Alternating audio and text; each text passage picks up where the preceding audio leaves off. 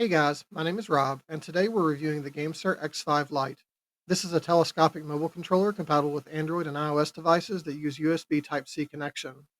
GameSir has made a number of mobile controllers, and this is their newest model, which just launched. And as the name indicates, it's specifically designed to be a lighter gamepad with a small form factor, so let's open it up and check it out. A quick disclaimer, this controller was sent to me for review, so thank you to GameSir for that. That said, I was not paid for this review, nor was I asked to say or not say anything specific about the X5 Lite. We have just a few things in the box here. We'll set the controller aside and review the other items first. These are swappable silicone pads. The X5 Lite comes with 3 sets of these pads that can be changed out to adjust the fit of whatever device you're using with the gamepad.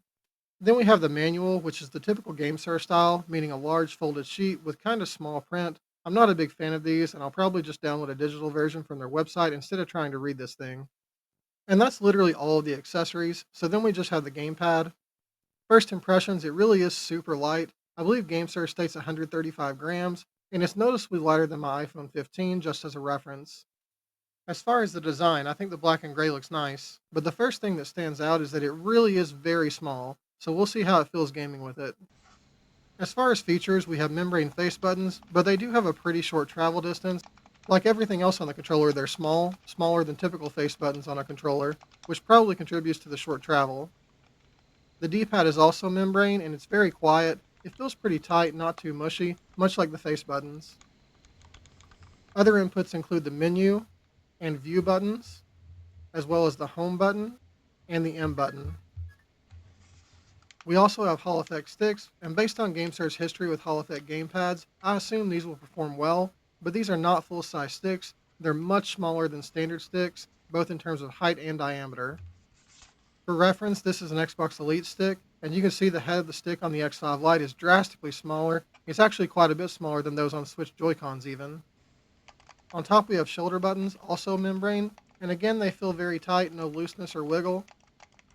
And then we have the triggers, which GameSir describes as membrane hair triggers. And obviously these are not analog triggers. This doesn't bother me. If I have to choose one or the other, I'm always going to pick hair triggers over analog, but I know it's probably a deal breaker for a lot of people.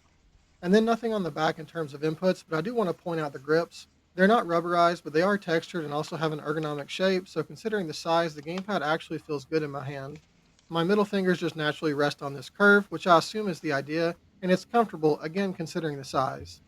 The USB-C port is movable and utilizes a kind of spring just like the GameSir G8 controller, which is really nice because you don't feel like you're going to break it or something when you're connecting or disconnecting a device.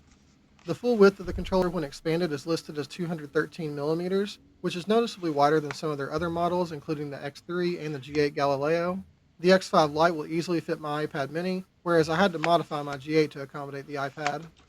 Speaking of compatibility, if you do need to change out these silicone pads to better fit your device, they're very easy to remove. The pre-installed ones are the thickest pads, and they just pull out. You can see these 2 notches that hold the pads in place, and they're the same on the medium and small pads. If you're using a thicker phone case, these flat ones can help with making sure the USB-C port will actually connect with the case still on the phone. To avoid a bunch of screen glare, I'm going to plug the X5 Lite up to my PC in order to go over the settings. I'm doing this using a USB-C extension cable, and little known fact, some gamepads such as this one actually do have PC compatibility if you hook them up using an extension plugged into the device port rather than the pass-through charging port. This definitely works on the X5 Lite and the G8 as I've tested both. With the gamepad hooked up to the PC, the indicator light around the home button is illuminated, and it's blue right now because it's in Android mode. To change it to what they're calling switch mode for some reason, hold menu and view for 2 seconds. The light will turn red for switch mode, and this is used for iOS connection. And if we hold the menu and view button again, we can swap back to Android mode. Next, we have a turbo function, and you can enable turbo by holding the M button and then pressing the button you want to set turbo. When enabled, the indicator light will blink anytime you press that button.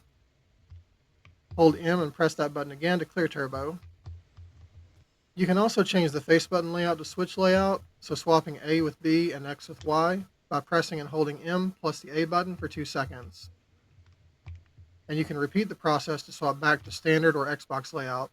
You can adjust the volume of the phone or tablet by holding the home button and pressing up or down on the D-pad. And you can screenshot by double pressing the M button.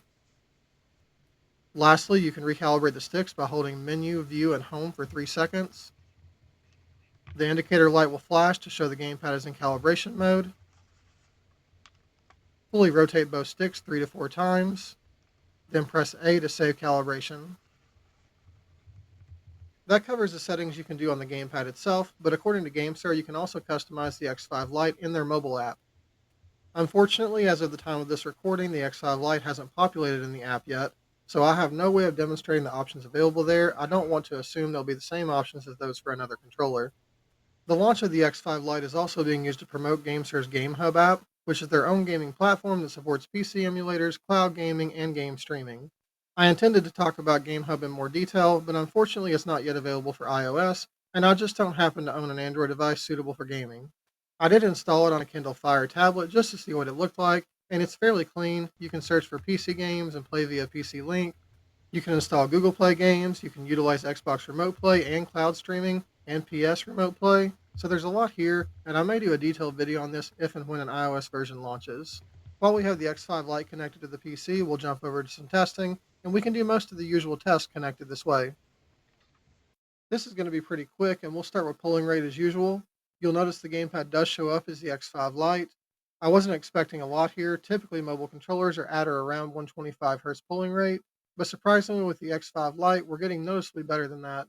It's coming in at 327, and this isn't impressive compared to all the standard gamepads we see at 1000 Hz or higher these days, but it's very good for a telescopic mobile controller. I also checked the resolution using Stick Analyzer and got 121 for both analog and program points, and this looks very similar to the results for the GameSir G7 HE and SE, as well as the Collide, all of which use GameSir's Hall Effect sticks, so no surprises here at all. On Gamepad Tester, the sticks are bouncing back to a consistent resting value, and this is absolutely the result of some inherent dead zone that we can't adjust. But what's weird is that they're bouncing back to literally all zeros. I've honestly never seen that before. Typically, even if you have the dead zones on a stick to eliminate any variance at all, you see them go back to 0.00002, so not sure what's up with this. As far as the resolution, we're getting a 0.1% error with a circular algorithm, which again, we can't adjust, at least at this time. Maybe that will change when the GameStar mobile app updates to include the X5 Lite. So, conclusions. Right up front, I'm just going to say that the X5 Lite is likely targeted at a certain audience, but I'm just not it. The size alone guarantees that I won't be ditching my G8 in favor of the X5. As discussed in previous reviews, I have large hands, and they kind of just swallow up this controller. The G8 has full-size sticks, and the form factor is similar to a standard gamepad, so for me it's just much more comfortable, and of course it's also hard for me to function without rear buttons at this point. That said, I imagine there are plenty of people other than me who will appreciate the small form factor, lightweight, and ultra portability of the X5 Lite, and they'll also appreciate the lighter price tag.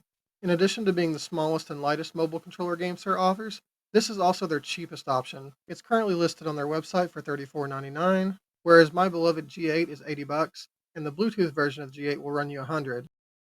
I'm sure some people would like to do some casual mobile gaming here and there, but maybe don't want to invest that kind of money into a dedicated mobile controller. So if you're one of those people, the G5 Lite might be exactly what you're looking for. I hope this video helped you out, and if so, please subscribe if you haven't already. Likes are also appreciated, and I do try to react and respond to as many comments as possible. I'll be doing more reviews regularly, so I hope to see you back here again soon. Thanks for watching.